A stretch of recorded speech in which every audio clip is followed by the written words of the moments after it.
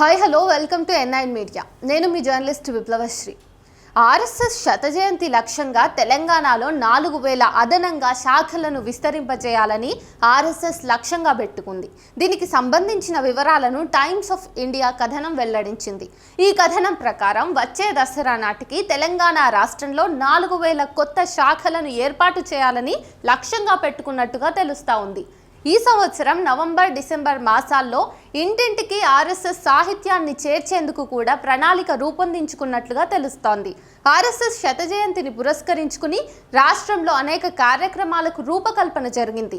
మార్చి 25న జరిగే విలేకరుల సమావేశంలో తెలంగాణ ఆర్ఎస్ఎస్ శాఖ అధ్యక్షులు కంచం రమేష్ ఈ విషయాలను వెల్లడించారు. ఈ ఉత్సవాల్లో భాగంగా జిల్లా రాష్ట్ర కేంద్రాల్లో భారీ ప్రచార సభలు నిర్వహించనున్నామని, ఈ సభల్లో ప్రముఖ ఆర్ఎస్ఎస్ అగ్రనేతలు పాల్గొననున్నారని రమేష్ తెలిపారు.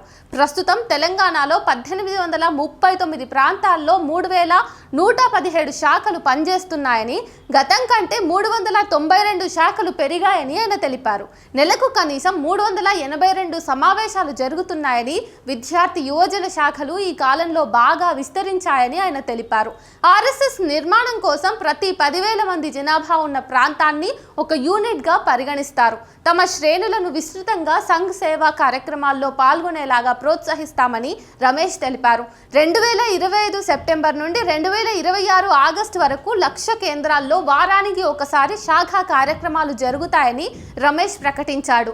ఈ వార్త మొత్తం చదివిన తర్వాత మనం అర్థం చేసుకోవాల్సింది ఏంటంటే, భారతదేశంలో మరీ ముఖ్యంగా మన తెలంగాణ రాష్ట్రంలో బీజేపీ తాలూకు మతతత్వ పాలనను కానీ, లేదంటే మతతత్వ భావజాలాన్ని కానీ, ఆర్ఎస్ఎస్ హిందుత్వవాదాన్ని కానీ జనాల్లోకి తీసుకెళ్లటంలో ఆర్ఎస్ఎస్ క్రియాశీలంగా వ్యవహరించడానికి కీలకంగా వాళ్ళు ప్రణాళికలు వేసుకున్నట్టుగా తెలుస్తూ ఉంది.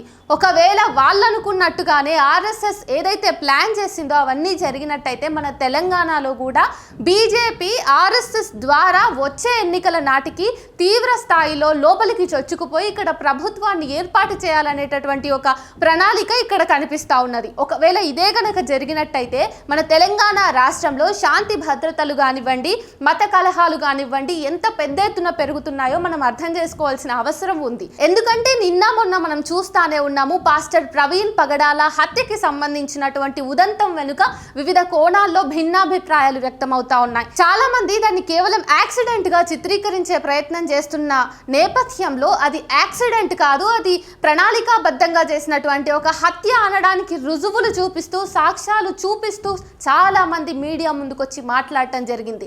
ఏదేమైనప్పటికీ కూడా రాష్ట్రంలో కానీ దేశంలో కానీ ఒక మతానికి సంబంధించినటువంటి సంస్థల హస్తగతంలో రాష్ట్ర ప్రజలు ఉండటం అనేది నిజంగా మనం అందరం కూడా అలర్ట్ అయ్యి అట్లా జరగకుండా ప్రజాస్వామికంగానే సెక్యులర్గానే దేశం ముందుకెళ్లే విధంగా మనం ఎరుకతో ఉండాలి, జాగరూకతగా వ్యవహరించాలి. లేదంటే అంతిమంగా నష్టపోయేది ప్రజలు అనే విషయాన్ని మన ప్రజలంతా గుర్తుపెట్టుకోవాలి.